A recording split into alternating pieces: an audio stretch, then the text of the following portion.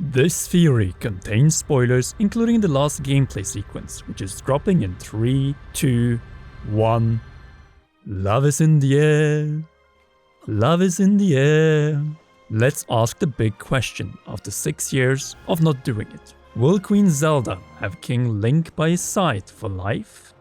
I think what was suggested in the ending of the timeline and story recap videos is the case for the following reasons. Since the writers of Tears of the Kingdom's main quest and side quest made it oh so deliberate that Link and Zelda were meant to hold hands in life. And holding hands and hands in general are the main themes of Tears of the Kingdom. It all goes back before the beginning beneath Hyrule Castle. Specifically in the interwar years, or as I call it, interbellum. Years where Link follows Zelda everywhere, including to the romantic Lurelin village where Zelda left art like this. Always together, including when Link pulled the Master Sword with one hand prior to their descent to Hell. A place where they both show their concerns and a helpful attitude towards each other, as a good couple would do. And from here on out, their stories are separated. Though Zelda is present in both the past and present. But in neither case do they ever forget about each other and their common enemy. Since Zelda plants the seed of Link in Raru's mind in the distant past, who, convinced by Zelda's swordsman, places all hope into his hands, including his own arm. Bringing Link to Great Sky Island, where a light dragon, or more precisely Zelda's immortal form after her third sacrifice for Link, awaits.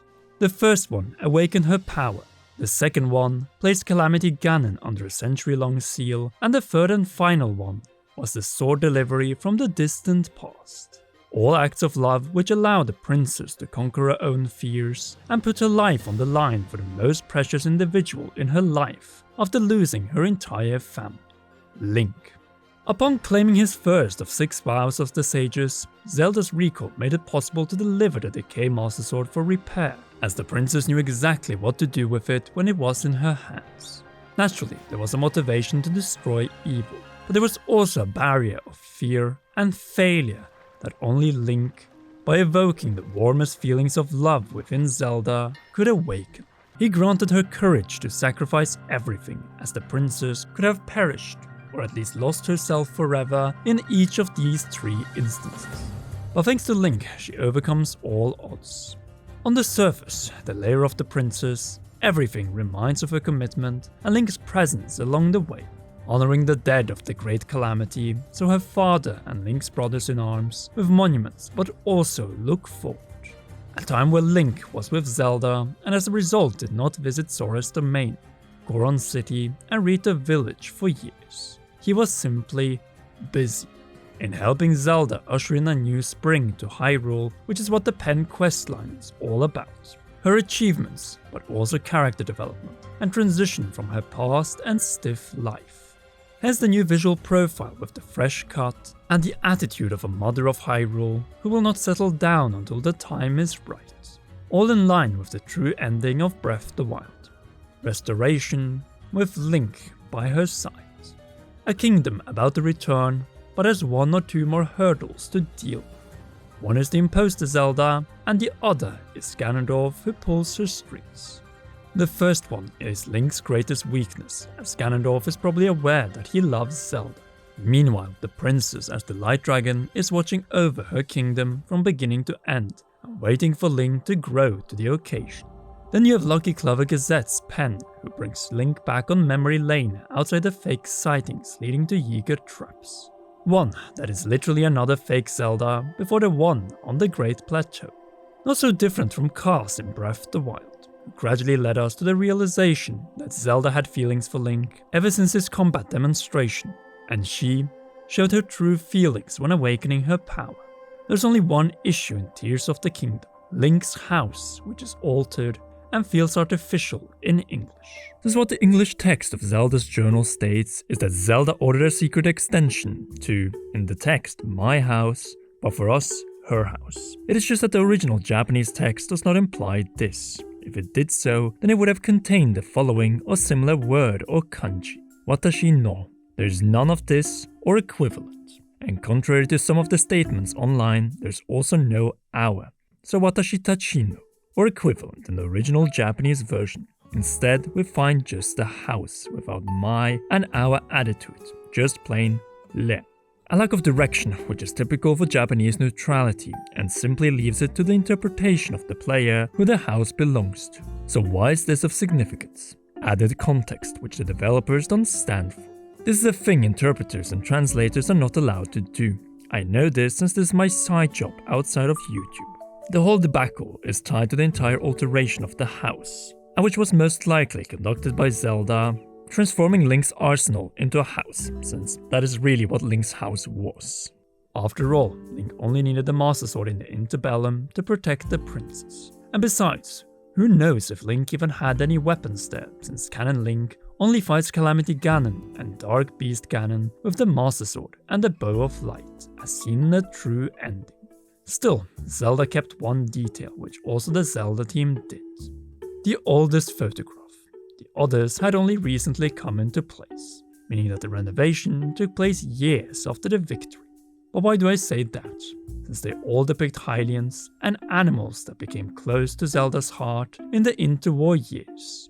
Her new golden horse, her friendship and gardening work with Magda, the rediscovery and conservation of the believed to be extinct Dondons, along with the producers of food and the cooks who create art out of it. All tied to Pen's lengthy questline and telling the story of Zelda and Link's interwar years in Link's house. Hence it makes sense why Link didn't oppose this logical change in prolonged times of peace. It was their common trail following Zelda's mission to rebuild and restore, something that is further solidified in Zelda's journal. Here we read about the school that Bolson built on her orders in Hateno. Well, that is what leads us to our next hint in Zelda's well and study, since in her diary we read the following. No matter where I go to offer aid, Link remains at my side, a kindness that has taken a visible toll on his clothing. That is why I have put in an order for a new and improved champion's tunic for him, the champion's leather. I just can't wait to see the look on his face when I surprise him with it. Then you have Link's hairband, which definitely was not for the short-haired princess, but examples that Zelda care about Link's appearance. Perfection to a person who she was prepared to confront Calamity for, all to give her love a chance to slay said evil later.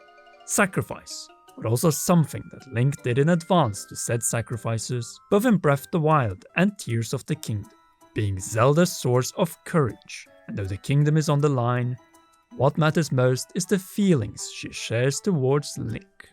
Link has been there with the Master Sword for Zelda through it all, and their feelings are mutual. He may not have stated it, but we know that he is a good listener and a great source of comfort. Add to that, a great cook. In return, Zelda is the only person who prior to the Calamity was able to make Link talk by providing food for him. Simply put, they are made for each other. But there's more, as Mipha's death symbolized something more, namely Link's transition. Mipha was Link's first childhood love, but as he grew up and saved Zelda's life, it all changed. Something that even Mipha was about to admit in the moment of Calamity Ganon's rise. But why is it also ambiguous? 1. To maintain the mystery of the Light Dragon and location of the Master Sword, and the second is to preserve the love for the ending. Even though the hint towards it couldn't be more clear than upon restoring Lorelin and learning about her image of the Pond of Lovers. It doesn't get more obvious than this symbolism, and the fact that Link was with Zelda during these vacations. Also, what is Hateno's school a symbol of? The educated future of Hyrule to not only provide Hateno's rural way of life, but also to raise a new elite. And not in Lookout Landing, but Castletown, where the Hudson Corporation was about to lay out foundations for new houses. The next stage of Zelda's restoration, the return of the capital, and in effect, the kingdom. Zelda draconified not only to restore the Master Sword and defeat Ganondorf, but more likely, also the hope to once again be with Link, as she couldn't imagine a life without him.